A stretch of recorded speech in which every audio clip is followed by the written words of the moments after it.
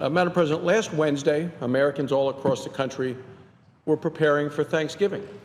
They were traveling, many of them going to visit friends and family, places around their communities, their state, or their country.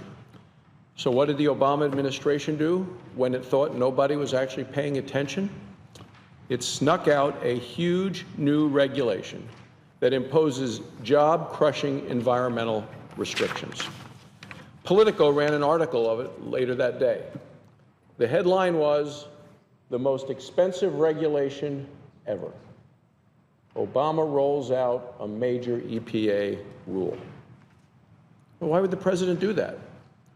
Why would he put out a major rule from the Environmental Protection Agency affecting millions of Americans and do it right before a holiday?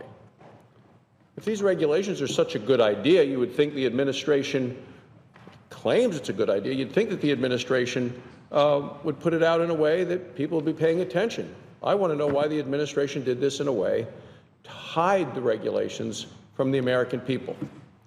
Well, President Obama actually didn't say a word about it that day. Instead, he pardoned a turkey.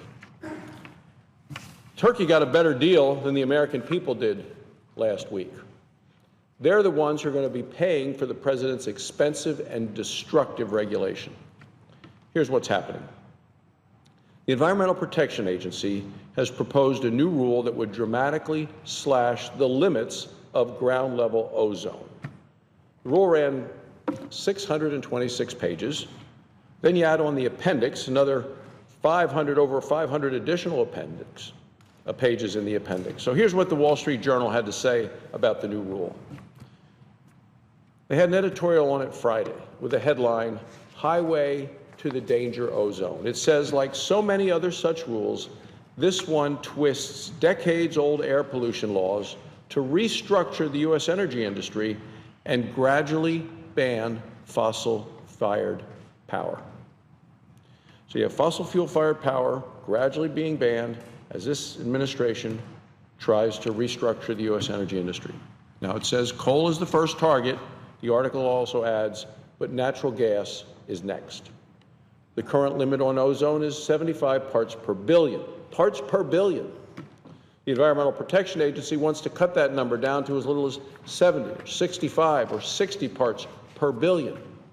The agency estimates that the new rule could cost nearly $17 billion every year. $17 billion a year in costs.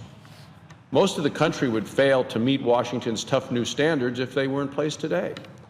As much as 95% of the country would be unable to comply with the new regulations if they go down to 60 parts per billion.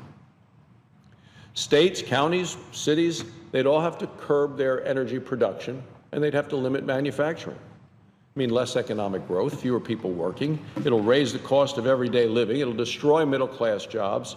There's no question about it. This rule will undermine energy reliability. It will stall manufacturing investment. It will smother economic opportunity for middle-class families. It costs too much, and there is very little benefit. It doesn't matter to the extreme environmentalist wing of the Democratic Party who support it.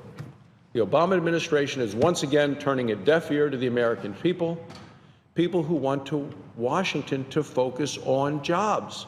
That's what we saw in the election earlier this past month. The people of this country want the administration to focus on jobs. The administration claims that its tough new rule will lead to health benefits. Well, what about the health damage done to people who lose their jobs because of the rule? In March of 2012, the Committee of Environment and Public Works Subcommittee on Clean Air and Nuclear Safety issued a report titled, "Red Tape Making Americans Sick," a new report on the health impacts of high unemployment. According to the testimony and scientific research that reviewed by the subcommittee, unemployment caused by excessive regulation, like the new ozone rule, increases the likelihood of hospital visits, illnesses, and premature deaths.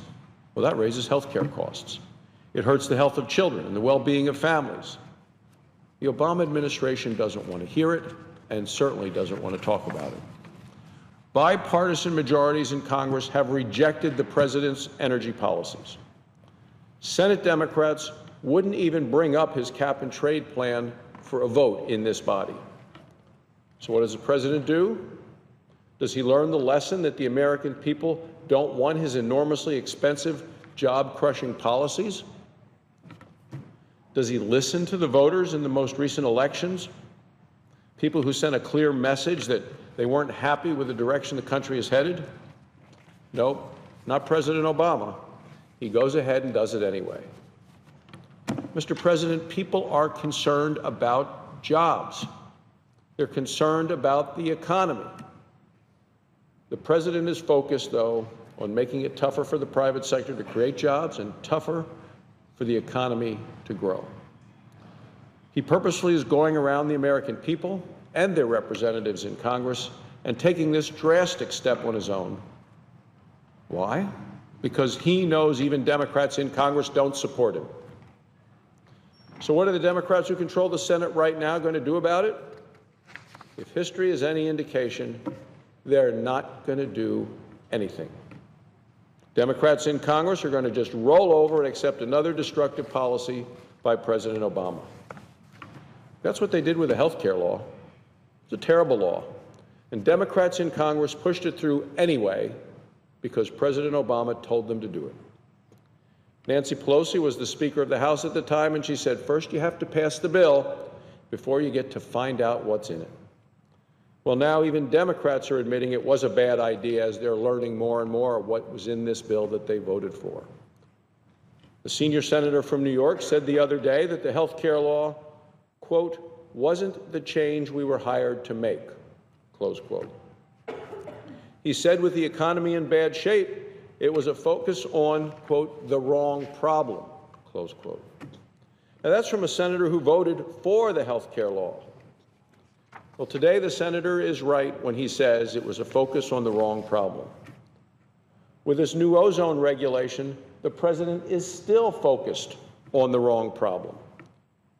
He should still be looking for ways to grow America's economy, not ways to tie it up with more red tape. President Obama has made the wrong choice time and time again, adding more regulations, more rules, more bureaucracy. He continues to push extreme policies that he knows the American people reject. The president is using unelected and unaccountable czars to go around Congress and the public. His latest executive action show his presidency is failing and floundering. President Obama is not even waiting to try to work with Republican Congress when the Republicans take the majority in January. He's acting on his own right now. Well, in January, Republicans in Congress will listen to Americans and focus on the priorities of the American people. We will hold the Obama administration accountable for its destructive overreach. We will listen to people struggling under Obama red tape and suffering because of it. We will do everything possible to stop this regulation and help Americans have better job opportunities in the future. Thank you, Mr. President. I yield the floor. Suggest the absence of a quorum.